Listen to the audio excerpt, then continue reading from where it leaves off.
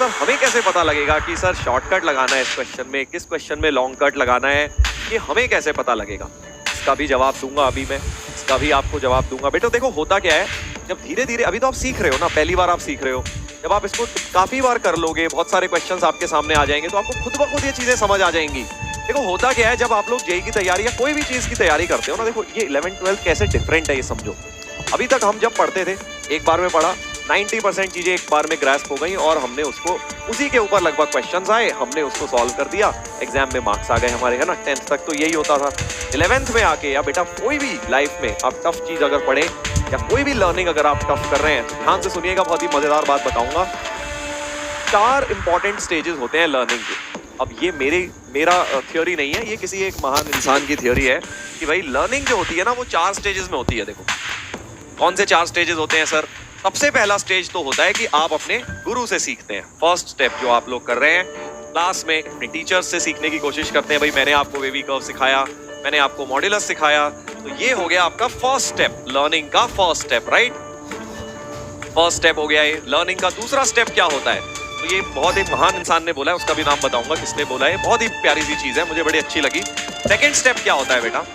Second step होता है कि हम फर्स्ट तो आपने टीचर से सीखा, सेकंड स्टेप होता है कि आप सीखते हैं अपने आप से। अपने आप से कैसे सीखते हैं? अब जब आपने क्लास में सीखा, जब आप उसको जाके प्रैक्टिस करते हो उसके ऊपर, या रिवीजन करते हो या नोट्स रिवाइज करते हो, तब आप दोबारा से काफी चीजें आपको चमकती हैं, राइट। तो वो होता है सेकंड स्टेप लर्निंग का। थर्ड स्टेप क्या होता है?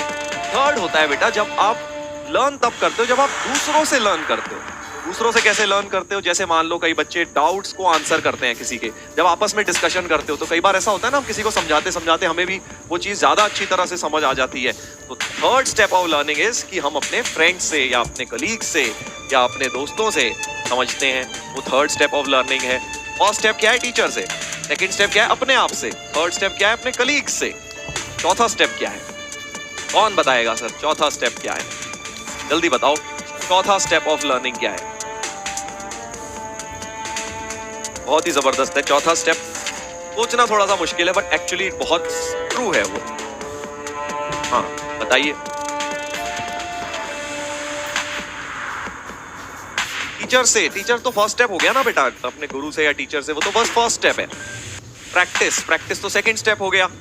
सेकंड स्टेप हो गया। कोई कह रहा है सर टेस्ट। टेस्ट से सीखते थोड़ी है, टेस्ट में तो पता लगता है रिजल्ट क्या, मतलब हमारे ओवरऑल लर्निंग का आउटपुट क्या निकल के आया वो पता लगता है टेस्ट से, वो नहीं। नहीं नहीं नहीं, मिस्टेक से कुछ लोग कह रहे हैं, नहीं मिस्टेक से भी नहीं, मतलब मिस्टेक से सीखते हैं बट वो मिस्टेक से तो आप क्लास में भी हो सकता है मिस्टेक करके सीख लें, घर पे भी मिस्टेक करके सीख लें, फ्रेंड से भी मिस्टेक करके आप उसे गलत समझा दो, वो बोले नहीं ये तो तू गलत बता रहा है, वहां से भी आप सीख सकते हैं। बट फोर्थ स्टेप जो है बहुत ज्यादा इंपॉर्टेंट है, वो ये मिस्टेक नहीं है। मिस्टेक तो पहले 3 स्टेप में भी हो सकती है।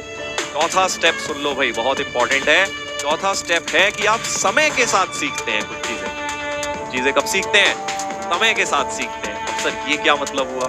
देखो बेटा ऐसा होता है जब आप कोई चीज पढ़ते हो ना, तो आप उसको कुछ चीजें, ऐसा नहीं होता कई बार जब आप दोबारा पढ़ते हो, थोड़े दिन बाद पढ़ते हो, तो आपको लगता है ये तो बहुत ऑब्वियस था, अरे वाह यार ये तो बड़ी आसानी से समझ आ गई। तो कुछ चीजें समय से पहले आपको नहीं समझ आएंगी। तो ये जो अभी किसी ने पूछा था ना कि सर शॉर्टकट कब लगाने हैं, आपने जो बताया है ये फोर्थ कैटेगरी में लाया करता है कि भाई आप समय के साथ सीखोगे कि यार कब लगाना होता है। ठीक है, बहुत इंपॉर्टेंट चीज है। कई बार ऐसा होता है कि हम समय के साथ और वाइज बनते जाते हैं ना, जैसे लाइफ में भी अब तुम देखो, जब तुम छोटे थे तो कितनी सारी चीजों में तुम्हें प्रॉब्लम आती थी, अब तुम बड़े हो गए तो अपने आप ही तुम्हें वो चीजें, अरे यार ये तो बड़ी ऑब्वियस थी, ये सब मैं इसमें ऐसे सोचता था उस समय। तो वो आपका समय के साथ चीजें अपने आप सॉल्व होती जाती हैं। जेईई की प्रिपरेशन भी बेटा बहुत ज्यादा इंपॉर्टेंट इसी में है, और ये चाणक्य ने बोला है, मेरे वर्ड्स नहीं है, this is part of Chanakya Niti. Chanakya तो तुम लोग को पता ही है that he is considered to be one of the wisest man जो इंडिया में पैदा हुए। उन्होंने ये बात बोली है कि भाई लर्निंग जब भी होती है ना कोई भी, तो वो इन 4 फेजेस में होती है। कौन से 4 फेजेस?